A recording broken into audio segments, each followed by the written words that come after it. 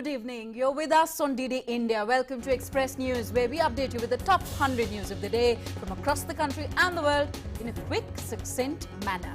I'm Tanvi Taneja. Let us begin. The government will give 45 lakh rupees and a government job to the families of 4 farmers who died in Lakhimpur Kheri yesterday. The injured will be given 10 lakh rupees. A retired High Court judge will probe the matter. Uttar Pradesh Minister Siddharth Singh said that the government is taking the matter seriously and the culprits will be punished. Addressing a press conference, Union Minister of State for Home Affairs and BJP leader Ajay Mishra said that the miscreants hiding among farmers attacked the BJP workers and dragged many workers to death by car. The Union Minister also said that the culprits must be penalized after investigating the matter. The Supreme Court observed that if a person has challenged a legislation and approached the court and the matter is sub judice, should they then be permitted to protest? While considering the writ petition filed by Kisan Mahapanchayat seeking permission to protest at Jantar Mantar, the bench asked what was the point of protesting if the matter was sub judice. Defence Minister Rajnath Singh attended the felicitation ceremony of Dare to Dream 2.0 award winners and young scientists of Defence Research and Development Organisation DRDO. The Defence Minister said that our youth are fully prepared not only to fulfil the needs of today but also the aspirations of tomorrow. Minister of Health and Family Welfare Mansukh Mandavia launched the ICMR's initiative of drone response and outreach in the northeast. This will help India increase their immunization coverage by easily transporting vaccines to the remote and hilly regions. Thanking the visionary leadership of Prime Minister Narendra Modi, the Union Health Minister said that the nation is progressing at a great pace under the leadership of Prime Minister Modi. He added that this day is a historic day which showed us how technology is making life easier and bringing social change. Union Minister for Health and Chemicals and Fertilizers Mansukh Mandavia inaugurated the iconic week celebration of Azadi Ka Amrut Mahotsav for the Ministry of Chemicals and Fertilizers virtually. As part of the iconic week celebration, the National Institute of Pharmaceutical Education and Research, SAS Nagar, Punjab, is conducting the week-long activities including the lecture series, seminar and exhibitions.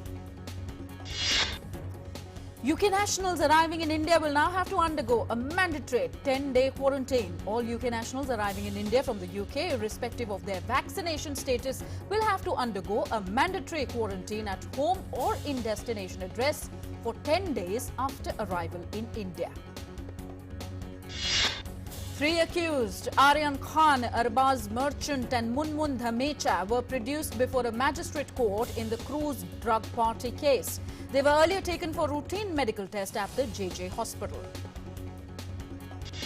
All the 3 accused have been sent to the Narcotics Control Bureau NCB remand till 7th of October. The NCB had submitted in court that the involvement of an international racket has surfaced based on the questioning from Aryan Khan and others involved in the case. Other accused, Ishmeet Singh Chadha, Mohak Jaiswal, Nupur Sarika, Gomit Chopra and Vikrant Chokhar were produced before a magistrate court by the NCB. The NCB has also detained around 6 to 7 people in connection with the case. Union Cabinet Minister for Environment, Forest and Climate Change, Bhupendra Yadav, held conversation with young conservationists and society's true change agents. He also took and administered the Green Pledge towards making India single-use plastic-free by 2022. Vice President M. Venkaiah Naidu attended the foundation stone-laying ceremony of widening of Shillong-Dauki section of the National Highway 40. The upgraded highway will not only provide better connectivity in the region but also form a key link with Bangladesh. The Vice President said that connectivity is an important catalyst for economic growth. He also added that a good road network is crucial to enhance commerce and trade, ease the transportation of goods and services, and promote interstate connectivity. The Vice President also attended a workshop on changing role of the Northeastern Council in development of Northeastern region with participation from Northeastern region states and academia in Shillong. He added then that when Northeast progresses, entire India progresses. The program was also attended by Union Minister of Development of Northeastern Region, G. Kishan Reddy. The minister said that the time has come to introspect how Northeastern Council can be an engine of growth. After becoming MP from Rajya Sabha, Minister of State Information and Broadcasting Dr. L. Murugan paid a courtesy visit to Prime Minister Narendra Modi. The minister also presented the Prime Minister with a copy of book Tirukul, Pearls of Inspiration. Foreign Secretary Harshvardhan Shringla, who is on a visit to Sri Lanka, called on Sri Lankan Prime Minister Mahinda Rajapaksa. They had a productive discussion on further consolidating the multifaceted India-Sri Lanka partnership. Foreign Secretary Harshvardhan Shringla also called on Finance Minister Basil Rajapaksa and discussed the India-Sri Lanka economic and commercial ties and post-pandemic economic recovery by taking forward joint projects of mutual benefit. With the administration of 23,46,176 vaccine doses in the last 24 hours, India's COVID-19 vaccination coverage exceeded 90 crore 79 lakh till this morning. The recovery of 26,718 patients in the last 24 hours has increased the cumulative tally of recovered patients since the beginning of the pandemic to 3 crore 31 lakh 21,247. India's recovery rate now stands at 97.89%. The recovery rate is currently at its highest peak since March last year. Less than 50,000 daily new cases are being reported for 99 consecutive days now. 20,799 new cases were reported in the last 24 hours. The active case load presently stands at 2,64,458, which is the lowest in 200 days. Active cases presently constitute 0.78% of the country's total positive cases. The last 24 hours saw a total of 9,91,676 tests being conducted. So India has so far conducted over 57 crore 42 lakh cumulative tests. Weekly positivity rate now stands at 1.63%, less than 3% for the last 101 days now. The daily positivity rate at 2.1% has remained below 3% for the last 35 days and below 5% for 118 consecutive days now. On to the business news. The 30-share SENSEX on Monday rallied 534 points to end at 59,299. The 50-share NIFTY also surged 159 points to end at 17,691. At the multi-commodity exchange, gold prices were marginally down at 46,283 rupees per 10 grams. Silver weakened by 63 rupees to 60,487 rupees per kilo. The Indian rupee depreciated 20 paise to close at 74 rupees 31 paise against the US dollar. Brent crude futures, the global oil benchmark, advanced 0.15% to $79.40 per barrel. Fuel prices remained steady on Monday following a 4-day hike. A litre of petrol is being sold at 102 rupees 39 paise per litre in Delhi.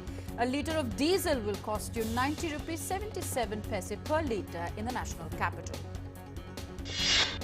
Market regulator Securities and Exchange Board of India SEBI has asked fund houses to implement swing pricing in the most open-ended debt funds from March 2022.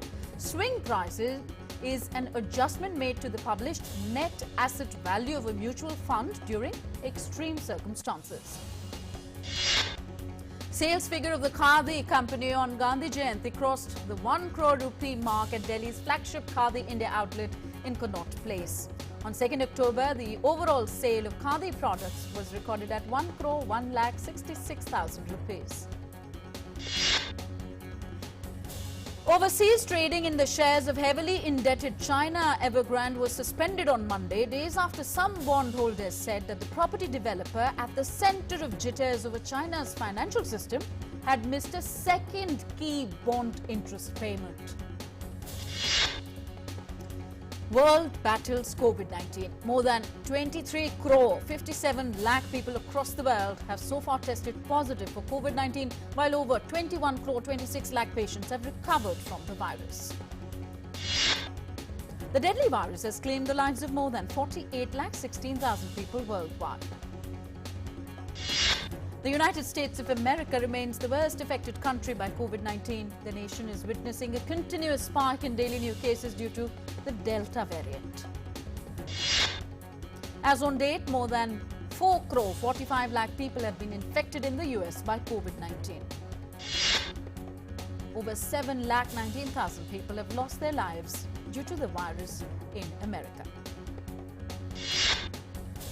Air New Zealand. The flag carrier airline of New Zealand has said that it will require passengers on its international flights to be fully vaccinated against COVID-19. New Zealand plans to reopen its international borders, which have been closed since March last year, to anyone who is not a New Zealand citizen. Air New Zealand will implement the vaccination policy from February 1st next year. New Zealand on Monday abandoned its strategy of eliminating coronavirus amid a persistent Delta outbreak and will instead look to live with the virus and control its spread as vaccinations rise. Health authorities reported 29 new cases of COVID-19 on Monday, taking the total number in the current outbreak to 1,357. The majority of the cases are in the largest city of New Zealand, Auckland, which has been in lockdown for nearly 50 days now. Australian authorities too have announced plans to ease lockdown rules in Sydney, the epicenter of the third wave of COVID-19, on October the 11th. The move comes after 70% of its population got fully vaccinated. The European Union Foreign Policy Chief, Josep Borrell, has spoken about Afghanistan, which at present is experiencing a serious humanitarian crisis. European Union Foreign Policy Chief Josep Borrell said Taliban government's behavior was not very encouraging and any economic collapse in Afghanistan would raise the risk of terrorism and other threats. The survivors of a deadly blast outside a mosque in Kabul are being treated at a hospital in Afghanistan's capital. Several civilians were killed in the explosion last evening. The blast took place on a main road near the entrance of the Eidgah Mosque in Kabul. There was no immediate claim of responsibility for the attack so far. A fifth chartered flight carrying civilians from Afghanistan to Qatar left Kabul on Sunday with 235 passengers, most of them Afghani citizens. Japan's Fumio Kishida was officially elected as Japan's 100th Prime Minister on Monday after winning a majority in both houses of parliament. Kishida, a former foreign minister with an image as a low-key consensus builder, was chosen last week to lead the ruling Liberal Democratic Party, LDP, beating three other contenders to take the premiership. Angry demonstrators broke into an event of Mexican President López Obrador in Puebla, where the president and officials were reporting on the delivery of aid to victims. The demonstrators included the victims of Hurricane Grace in Mexico. A swath of the southern Californian coast is covered with oil after 3,000 barrels was gushed into the Pacific Ocean, devastating some of the local wildlife there. A pipeline breach occurred about 5 miles off the coast of California's Huntington Beach. California mayor described the large oil spill as an environmental catastrophe on Sunday. The breach of an oil rig pipeline left dead fish and birds strewn on the sand and offshore wetlands clogged with oil. Mayor Huntington Beach on the oil spill said that those responsible for the environmental disaster must be held accountable. At least 9 people were killed in Oman and Iran on Sunday as tropical cyclone SHAHEEN struck striked parts of their coastlines. 2 people died in a landslide and a child in flash flooding in Oman. Spain's CUMBRE VIEJA volcano has been erupting since past 2 weeks and still continues. Prime Minister Pedro Sanchez said Spain would help rebuild the island, adding that it was safe for tourists to visit. In Italy, a private plane crashed into an empty building on the outskirts of Milan, northern Italy on Sunday, killing all 8 people on board. The crash occurred just outside a suburban metro station. South Korea marked its 73rd Armed Forces Day with massive air and sea drills. The ceremony came hours after North Korea said it had fired a newly developed anti-aircraft missile a day earlier. In New Mexico's Albuquerque, hundreds of giant hot air balloons launched into the skies for the first time in 2 years as the city's balloon fiesta returned following a COVID hiatus. The Albuquerque International Balloon Fiesta kicked off its 49th annual festival. The event's website says that 588 hot air balloons will take part and that nearly 900,000 visitors are expected. This year's 9-day balloon extravaganza features balloon races, nighttime balloon launches and a variety of other events including musical performances and a chainsaw carving exhibition.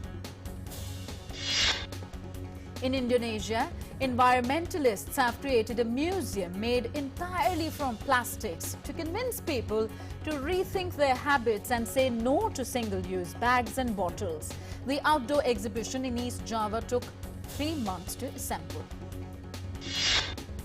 From bottles and bags to sachets and straws, the centerpiece is made up of more than 10,000 plastic waste items, all collected from polluted rivers and beaches.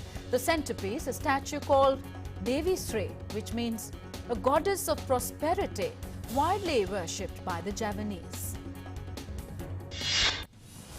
Turkey's newest park is an underwater museum of 14 shipwrecks that lie beneath the waves of Dardanelles Strait, a glimpse into the fierce battles between the Ottoman and Allied forces in the First World War. The Gallipoli Historic Underwater Park opened 106 years after Ottoman and Allied German forces halted an invasion by British, French, Australian and New Zealand troops. A 2-part version of the famed Girl with Balloon painting by British street artist BANKSY'S is expected to fetch between £2.5 and £3.5 million when it goes under the hammer for the first time at a Christie's auction in London later this month. The Girl with Balloon painting will be part of Christie's 20th 21st Century evening sale, including Thinking Italian, held in London on October 15th. In Scotland, 81-year-old Nick Gardner is challenging many, some half his age, to climb all 282 of Scotland's Munros, or mountains above 3,000 feet, in 1,200 days. Gardner is doing it to raise money for charities helping those with Alzheimer's and osteoporosis in honor of his wife Janet, who is suffering from both these diseases sadly and needs a 24-hour care. Picking up his social media skills, many of the messages on his fundraising webpage, where Gardner has raised more than £30,000 of a £40,000 target, are from people he has met on his mountainside adventures. Ropes, a blackened bee smoker and a deep appreciation for the ancient trade of wild bee honey hunting. This was the inheritance passed down to Eldar Yagafarov from his grandfather. In love with this profession, Yagafarov is now facing difficulties in finding the locations of the bees in the forests. Most of the hunters have abandoned collecting honey from the forests, due to which the locations of many hives were lost, as well as the techniques to harvest them. Yagafarov has now made his life's mission to preserve the ancient art of bee hunting. Singaporeans are turning to nature adventures at home during the pandemic, and those along the intertidal zone in particular are gaining interest. Tourism operators say that demand has risen by as much as 3 times for guided walks along this expanse of sand that's accessible only when tides recede. At Changi Beach, people are in hope of seeing animals that appear only when the tide is out. The adventure has seen nearly 60% rise in demand compared to pre-pandemic levels. On to sports news now. In IPL cricket, Kolkata Knight Riders beat Sunrisers Hyderabad by 6 wickets in Dubai last night. Opting to bat first, Hyderabad posted a score of 115 for the loss of 8 wickets in the stipulated 20 overs, with the contributions of Kane Williamson's 26 and Abdul Samad's 25 runs. In another match on Sunday, Royal Challengers Bangalore defeated Punjab Kings by 6 runs at Sharjah. Royal Challengers Bangalore booked a playoff berth with a 6-run victory in an IPL game. Former champions Chennai Super Kings will look to quickly recover from their loss in the previous match when they take on a formidable Delhi Capitals in a battle between the 2 top teams in the IPL later today. FC Goa claimed their maiden Durand Cup football title after a 1-0 win over Mohammedan Sporting in the final in Kolkata. Captain Eduardo Bedea scored the all-important goal in the 105th minute after the final match went into extra time. In table tennis, Indian men's doubles team Sharat Kamal and Satya Gyanasekaran bagged men's doubles bronze medal in Asian Table Tennis Championship. The Indian duo went down WR14 Japanese pair Yukiya Uda and Shunsuke Togami by 0-3 in the semis. In EPL football, Manchester City came from behind twice to earn a 2-2 draw with Liverpool in a breathless and pulsating encounter at Anfield. Tottenham ended their 3-game Premier League losing streak with a hard-fought, morale-boosting 2-1 victory over Aston Villa. Pierre-Emile Hopberg gave Spurs a deserved half-time lead with the breakthrough goal before the half-hour mark. Paris Saint-Germain's 100% start in League One was ended by Rennes as Lionel Messi suffered his first defeat since arriving at the club. The defeat in PSG's first in League One since April, when they were beaten by last season's eventual champions Lille. Bayern Munich suffered their first defeat of the season and their first Bundesliga home loss to Frankfurt in 21 years when Philipp Kostic drilled home an 83rd minute goal to earn the visitors a shocking 2-1 victory on Sunday. In tennis, world number 2, Aryna Sabalenka will not play at the Indian Wells tournament after testing positive for COVID-19. Sabalenka, who lost to Canadian teenager Leylah Fernandez in the US Open semi-final last month, was the top seed in the women's draw at the Indian Wells.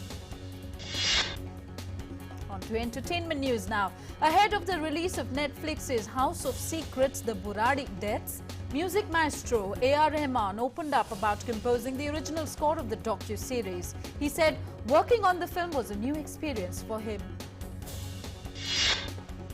Bollywood celebrities poured congratulatory messages for star couple Neha Dhupia and Angad Bedi as they welcomed their baby boy on Sunday.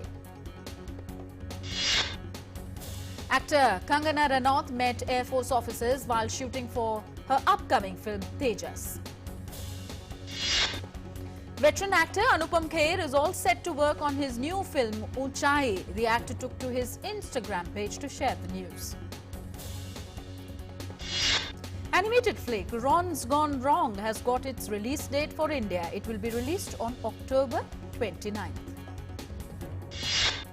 Hollywood star Daniel Craig will be honoured with a star on the Hollywood Walk of Fame. He will be honoured on October the 6th.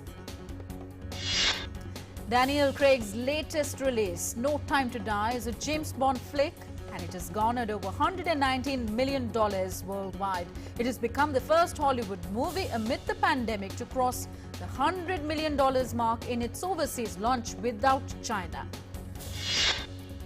Also, Venom Let There Be Carnage has grossed over $90 million at the domestic box office in its opening weekend. Damian Lewis will no more be seen in billions after playing Bobby Axelrod for 5 seasons. The 6th season will premiere on January 23rd. Fashion giant Givenchy went to the catwalk to showcase the Spring-Summer 2022 collection at the Paris Fashion Week on Sunday. The show was the first in front of a live audience for American designer Matthew Williams, with models wearing his straight-cut designs and thigh-high boots. So that's it in this edition of Express News. We will be back tomorrow same time with the top 100 news of the day. Until we meet again, you take very good care of yourself. Stay masked, stay safe. Namaskar.